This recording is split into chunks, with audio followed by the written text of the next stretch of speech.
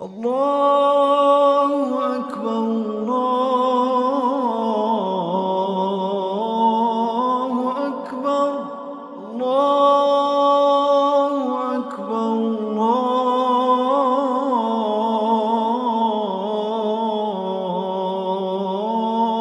الله أكبر أشهد أن لا إله إلا الله أشهد أن لا إله إلا الله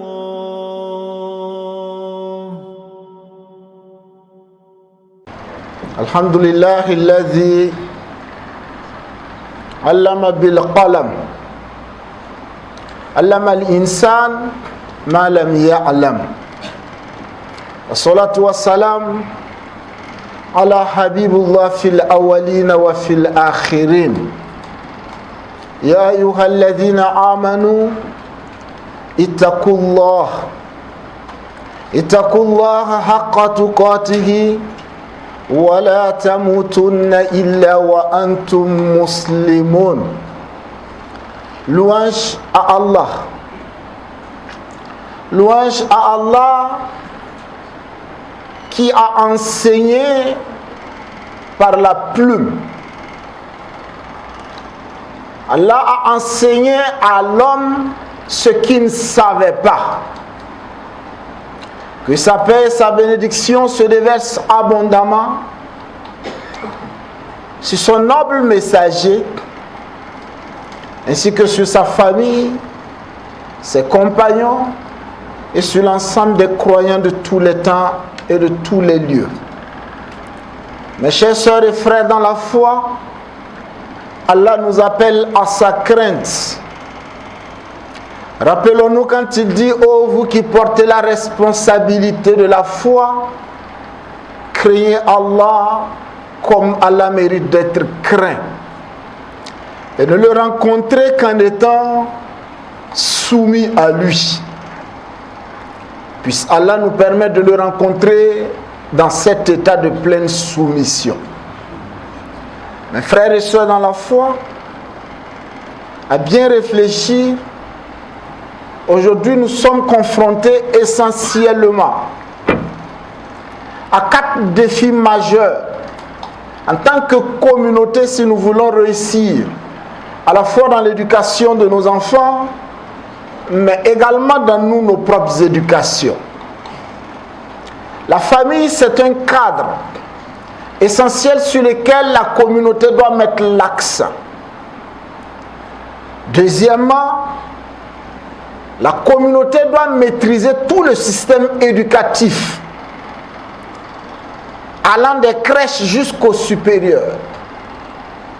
Troisièmement, c'est redonner un sens véritable à la mosquée, afin qu'elle ne soit pas seulement un cadre de culte, et que la mosquée devienne ce qu'elle était au temps du prophète Muhammad alayhi salatu wassalam. Plus qu'un lieu de prière, la mosquée est un cadre d'éducation, dans lequel, ou à partir duquel, sont sortis les meilleurs érudits dont on entend parler, dont les tombes sont éparpillées de par le monde. Troisième élément et troisième défi sur lequel la communauté doit se concentrer, c'est la maîtrise de l'audiovisuel, afin de donner un sens véritable à ce qui est à notre portée, surtout à la portée de nos enfants. Aujourd'hui, dans le cadre de ce sermon, il est question de l'école, mais surtout des vices à l'école. Mes chers sœurs et frères dans la foi, avoir un enfant, c'est une grâce inestimable d'Allah subhanahu wa ta'ala, une grâce pour laquelle on doit exprimer notre reconnaissance.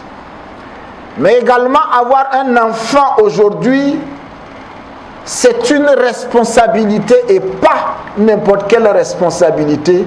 Elle est lourde. Elle est lourde au regard du contexte dans lequel nous évoluons et nous cheminons.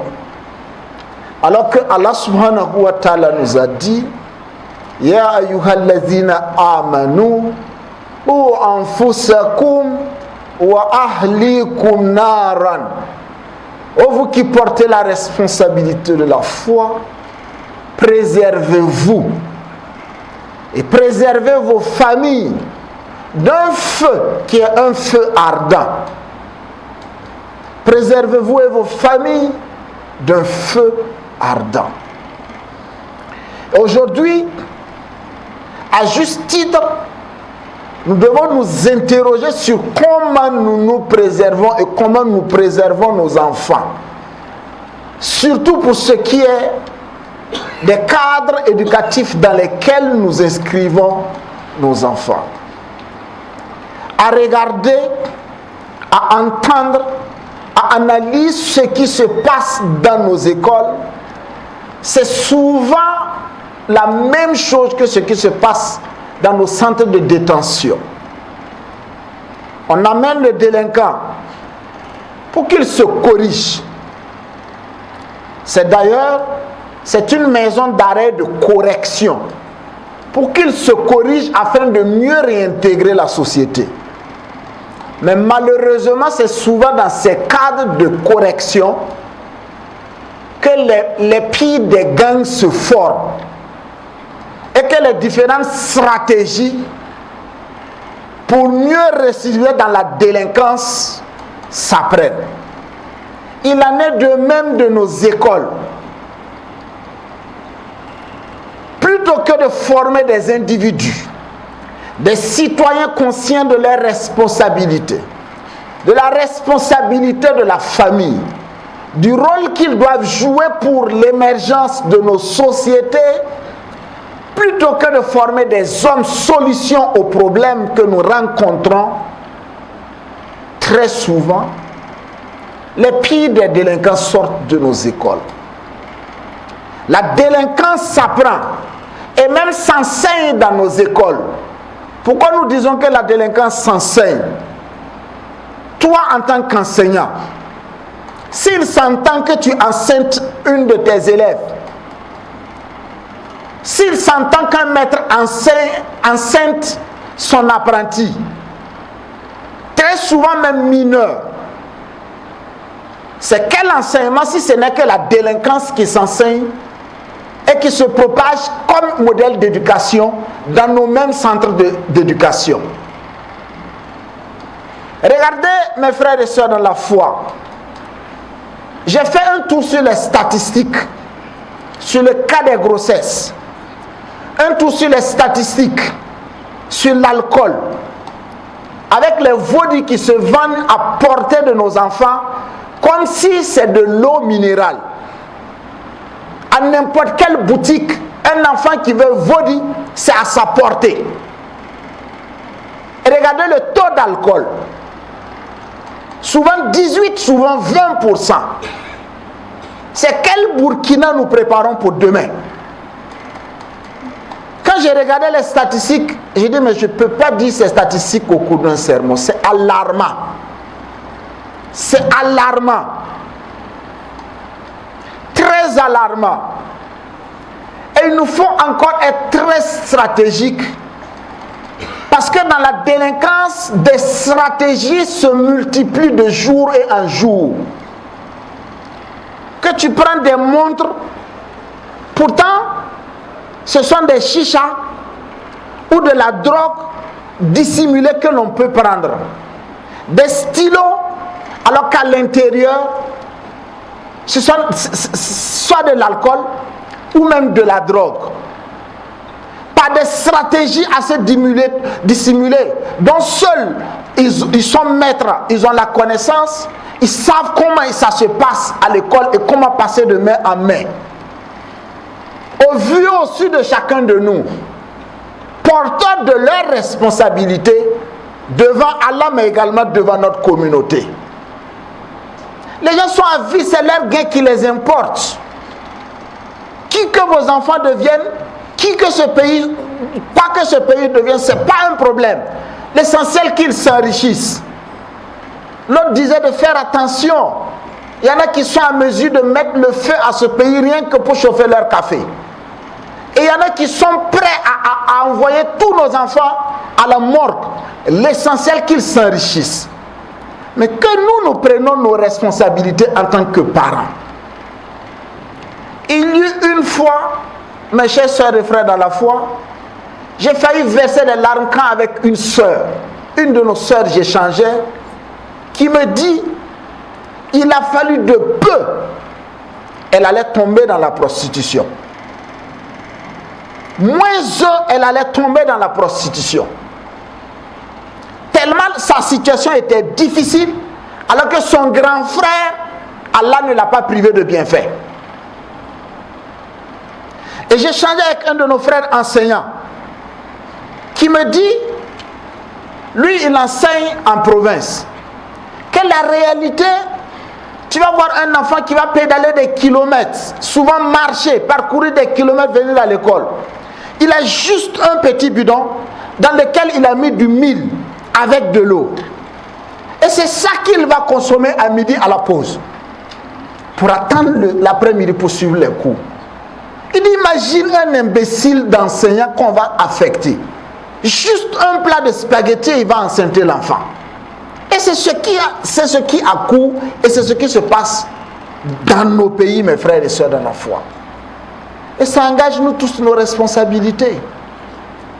Ça engage nous tous nos responsabilités. Ce qui fait, mes frères et sœurs dans la foi, quand Allah n'impose pas à une âme ce qu'elle ne peut pas supporter, supportons donc ce qu'on peut. Et qu'est-ce qu'on peut? D'abord dans nos familles. On ne nous a pas demandé d'abord même de constituer ces familles. Librement, nous avons décidé d'aller en union. Pour les enfants, c'est pareil. Donc, qu'on assume les responsabilités par rapport à nos enfants. Et la première des choses qui malheureusement on ne retrouve pas dans nos familles, qui est pourtant la base de l'islam. Tu as beau parler la base de l'islam, dans l'islam là, c'est l'amour qui est la base. Le fondement de nos pratiques là, c'est l'amour. Allah il a dit, Qul in kuntum tuhibbuna Allah. Il dit au prophète, oh Muhammad, dis-leur, si réellement vous aimez Allah, c'est de l'amour on parle, non? Fattabi'uni, suivez les prescriptions de l'islam. Suivez-moi. Quand il dit au prophète de leur dire, si réellement c'est Allah vous aimez, suivez le prophète. Tout ce qu'on vous enseigne, la prière, le jeûne, l'éducation, tous les éléments, la base c'est l'amour. Et si vous aimez Allah, vous faites ça, yuhibbukumullah, Allah va vous aimer. Malheureusement, beaucoup de nos familles sont privées d'amour. Les enfants sont privés de chaleur maternelle, de chaleur paternelle. Il n'y a pas ce contact. On crie sur nos enfants. Alors que même au prophète alayhi salatu wassalam, Allah lui a dit, si tu n'avais pas été doux, ils allaient te fuir. C'est parce que tu as été d'un caractère noble. Tu as été doux avec eux. Soyons doux pour que nos enfants ne partent pas chercher ce qu'ils doivent prendre auprès de nous. C'est une responsabilité. Ils vont chercher dehors ce qui manque à l'intérieur. Il n'y a pas d'affection. On ne sait pas parler à leur cœur. Toujours on crie, on les repousse.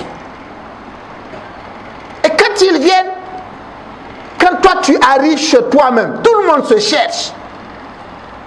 Et souvent tu as comme l'impression que tu as réussi ta mission d'éducation parce que quand tu es là, toute la maison est calme. Alors qu'il est de la nature normale qu'un enfant ne soit pas aussi calme. Un enfant, ça verse par-ci, ça fait tomber par-là. Un enfant, ça déconne et on corrige. Mais quand tu es là et tout est, on est comme dans un cimetière, mon frère, ma soeur, interroge-toi sur ta manière d'être. Regarde l'exemple du prophète alayhi salatu wassalam.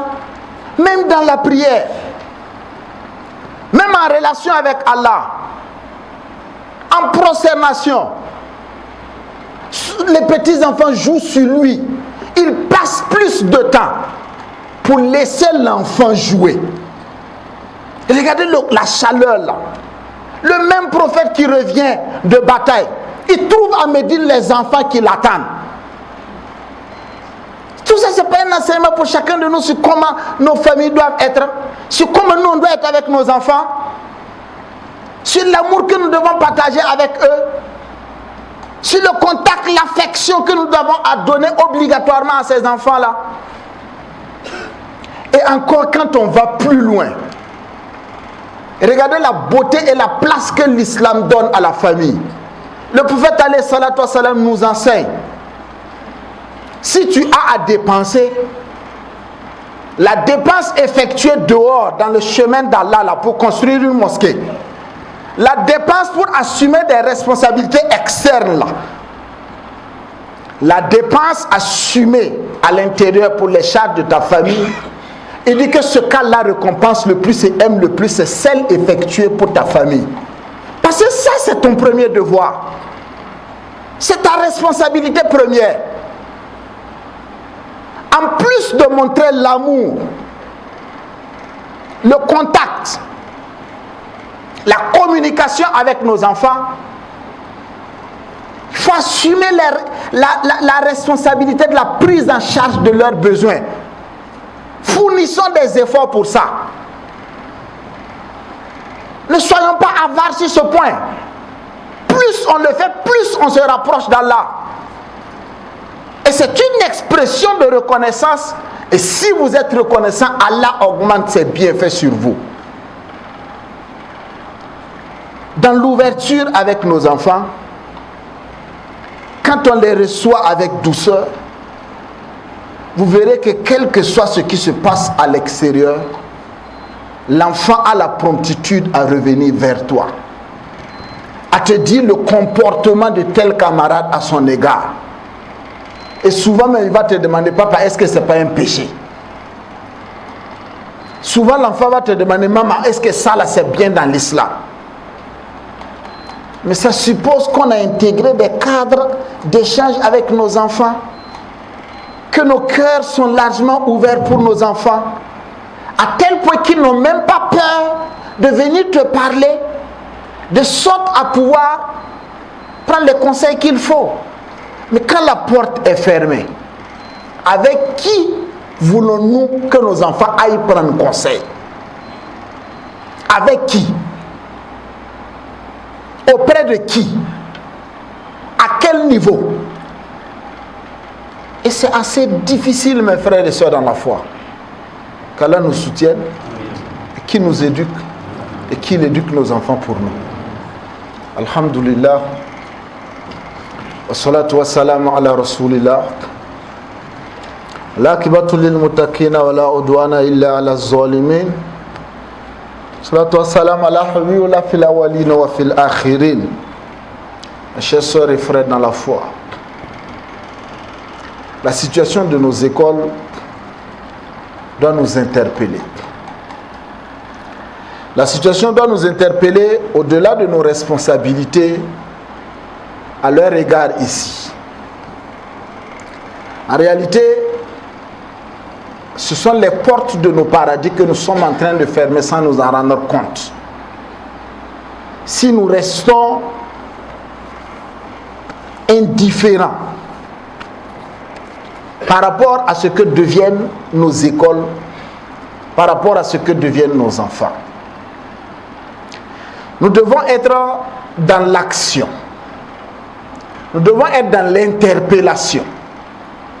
Nous devons être une communauté de veille. Ce n'est d'ailleurs pas pour rien. On dit nous ne serons la meilleure des communautés que parce que nous appelons au bien. Tout ce qu'il y a comme réforme qui peut aider le Burkinabé, l'enfant burkinabé, c'est de notre responsabilité d'interpeller les gouvernants. À ce qu'ils revoient dans les politiques publiques. L'ouverture des bars et des dancing à côté de nos centres éducatifs là. On doit interpeller pour que ça se ferme. Les boissons alcoolisées, la cigarette, la drogue à portée de nos enfants, on doit interpeller pour qu'il y ait des politiques publiques en la matière. Ce sont nos enfants à tous. Que l'on fasse ce qu'il y a à faire nous incombant. Donc par rapport aux gouvernants qui peuvent changer beaucoup à travers les politiques publiques, nous devons assumer la responsabilité en tant que communauté de veille, en tant que communauté de foi. Prier pour nos enfants. Souvent on le dit, mais on est très négligent en la matière. On pense que l'éducation se limite à de l'élevage. Donner à manger, donner à boire, donner un toit pour dormir, aller soigner quand c'est malade. Ça va au-delà, mes frères et sœurs, dans la foi. Pouvoir se lever et pleurer avec Allah pour son enfant. De sorte à ce que nos enfants deviennent à nos yeux et à nos cœurs la joie. Et de sorte à ce qu'Allah fasse de nos familles des modèles pour les croyants. C'est ça également notre responsabilité, mes frères et sœurs, dans la foi. Si au baptême on se réjouit, à côté de cela, il faut se rappeler également les responsabilités qui vont avec. Allahumma rabbana lakal hamdu kama yanbaghi li jalali wajhika wa azimi sultanik. Allahumma subhanaka la ilma lana illa ma 'allamtana innaka antal alimul hakim. La ilaha illa Allah wahdahu la sharika lahu lahul mulku wa lahul hamd. Yuhyi wa yumiitu wa huwa ala kulli shay'in qadir. Subhanallah walhamdulillah la ilaha illa Allah Allahu akbar la hawla wa la quwwata illa billahil aliyyil azim. مولاي صل وسلم دائما ابدا على حبيبك خير الخلق كلهم. اللهم انك عفو تحب العفو فاعف عنا. لا اله الا انت سبحانك انا كنا من الظالمين. استغفر الله العظيم الذي لا اله الا هو الحي القيوم ونتوب اليه. حسبنا الله ونعم الوكيل نعم المولى ونعم النصير. اللهم ربنا تقبل منا انك انت السميع العليم وتب علينا مولانا انك انت التواب الرحيم.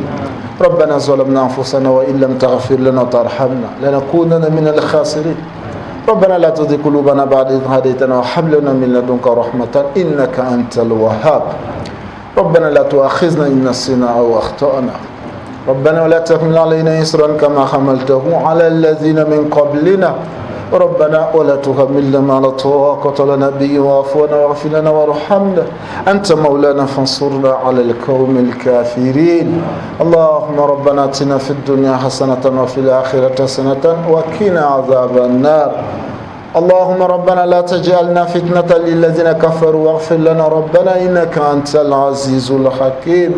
ربنا اغفر لنا ولإخواننا الذين سبقونا بالإيمان ولا تجعل في قلوبنا غلا للذين آمنوا ربنا إنك رؤوف رحيم. اللهم ربنا هب لنا من أزواجنا وذرياتنا قرة أعين واجعلنا للمتقين إماما. اللهم ربنا لا تجعلنا مع القوم الظالمين. ربنا لا تجعلنا مع القوم الكافرين. ربنا لا تجعلنا مع القوم المشركين. اللهم ربنا لا تجعلنا مع القوم المنافقين. ربنا اجعلنا من المستغفرين. ربنا اجعلنا من المحسنين. ربنا اجعلنا من التوابين. اللهم ربنا اجعلنا من المؤمنين. اللهم ربنا وتقبل الدعاء يا سميع الدعاء وتقبل الدعاء. اللهم ارحمنا بالقرآن. اللهم زينا بزينة القرآن. اللهم أكرمنا بكرامة القرآن. اللهم ألبثنا بخلعة القرآن. اللهم ادخلنا الجنة بشفاعة القرآن. اللهم اهدنا وفقنا إلى الحق وإلى طريق مستقيم ببركة القرآن العظيم. اللهم اجعل القرآن ربيع قلوبنا ونور صدورنا إلى أحزاننا. اللهم اجعل القرآن حجة لنا ولا تجعل حجة علينا برحمتك يا أرحم الراحمين. برحمتك يا عزيز يا غفار يا رب العالمين. إن الله وملائكته يصلون على النبي يا أيها الذين آمنوا صلوا عليه وسلموا تسليما. اللهم صل على محمد وعلى آل محمد. اللهم بارك على محمد وعلى آل محمد كما صليت وباركت على إبراهيم وعلى آل إبراهيم في العالمين إنك حميد مجيد. سبحان ربك رب العزة عما يصفون وسلام على المرسلين الحمد لله رب العالمين. Aujourd'hui, vendredi, ce que nous avons retenu, c'est que l'imam a dit Il a parlé de sécurité des enfants, sécurité du pays pour la paix et surtout prendre soin des enfants et prendre soin de tout le monde, ce que tout le monde est en train de faire pour contribuer à la paix de ce pays. Donc vraiment, ça nous a tous touchés pour qu'on puisse accompagner le pays dans la paix. Et encore l'éducation des enfants surtout, à tous les enfants qui sont avec les parents, qu'on les éduque de bonnes et de formes, et que pour aider surtout le pays. Il faut retenir que le thème développé par l'imam, vraiment c'est un bon thème vu l'engouement que nos frères et sœurs ont par rapport aux derniers moments. Et surtout comme ça coïncide avec la rentrée, ça y est de voir à tout un chacun, tous les parents, de bien vraiment prendre soin de des éducations de leurs enfants, afin que les enfants soient éduqués sur le droit, sur le bon chemin. Merci et vraiment je remercie l'imam ainsi que tous les autres fidèles et pour de retenir tout ce qu'il a dit, voilà, afin que vraiment nous puissions nous en sortir de la situation que notre pays traverse. Ce que j'ai retenu du sermon du jour, c'est le thème que j'ai d'ailleurs trouvé très intéressant. L'imam nous a enseigné aujourd'hui sur l'éducation. L'éducation en islam est très très important, puisqu'il nous a fait savoir que la religion d'abord c'est pour encadrer le savoir comportemental et qu'à travers un croyant ne doit pas se comporter comme un hypocrite, et nous a donné les qualités de l'hypocrite. Et je pense que nous avions beaucoup apprécié le thème du jour et nous prions Allah qui nous permet de ne pas nous comporter comme les mouchriquines et les hypocrites. Amin.